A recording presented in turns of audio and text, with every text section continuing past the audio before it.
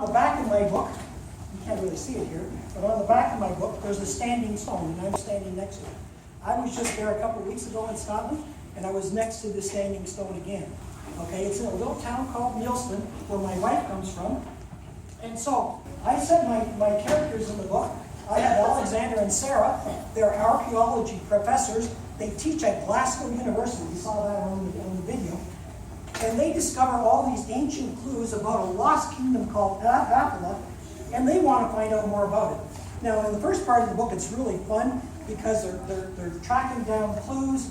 They're sneaking into graveyards at night. They're finding special secret passages that take them down long hallways into a room of knowledge that's filled with all kinds of manuscripts and books, and they're trying to find the clues for this lost kingdom, and they get there, and they finally go back to the town of Nielsen, where Alexander came from, which is where the wife comes from. That's why I wrote it in the book. And so they go back there, and then a bunch of fun things are going to happen. We're going to have Alexander and Sarah do time travel. How many have ever seen time travel? Come on, y'all seen it. Okay, y'all seen it, right? Wormhole opens up, they step through, all of a sudden you're in a different time, whether it's Doctor Who or whoever it is, okay? And then I have all kinds of other really cool characters. I have Sela. She's my talking unicorn, okay? She flies. That's why she's on the front of the book, okay? Now, so she is part of my story, okay? And she's right there. You can't get away from her. There she is. Now, this particular book cover was developed by my daughter-in-law. My daughter-in-law is a 3D graphic artist. Now, I know some of you here said, yeah, I want to be an author. But there's other people here that maybe you're not a writer, but you're a drawer. Every time that you are alone, you're always drawing pictures. You're always drawing pencil drawings. You're always painting. That is your thing. Perhaps in the future, your skills won't be so much as writing as developing book covers. This particular book cover took a year to do. Okay?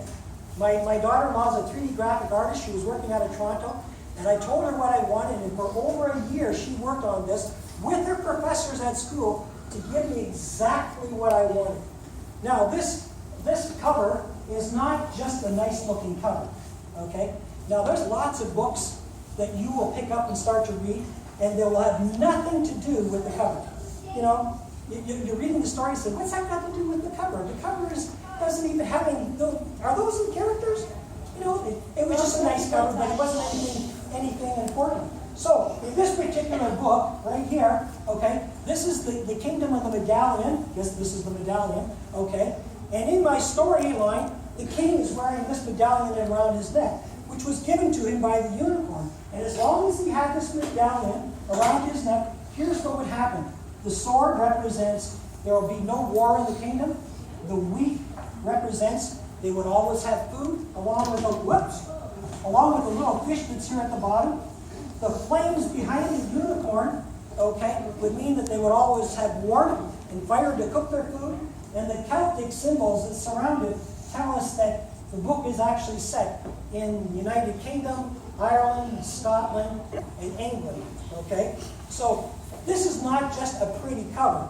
This actually is part of the story. The king wears this medallion around his neck. The king also has this medallion stolen by a betrayer knight. And that's another part of the story, okay? So let me look at my notes here just for a second. So, the thing is, as I continued to develop the story, I had time travel in it. I got my readers to the place where they're going to say, what is going to happen next? And I had more than one person who read the book. When they got to the end, they said, no, you can't stop here. I've got to find out what's going to happen next, right? And so, as a result of it, I am writing 8 books. Okay, second one's already done. We're working on the artwork. It'll come out soon. Okay, but the thing is, just for fun, I decided to put some things in my first 2 books, just to make it interesting for people to read. I put in a real explanation of where the Loch Ness Monster comes from, and tied it into my story. I also put in why the Bermuda Triangle is there, and crop circles, and the pyramid.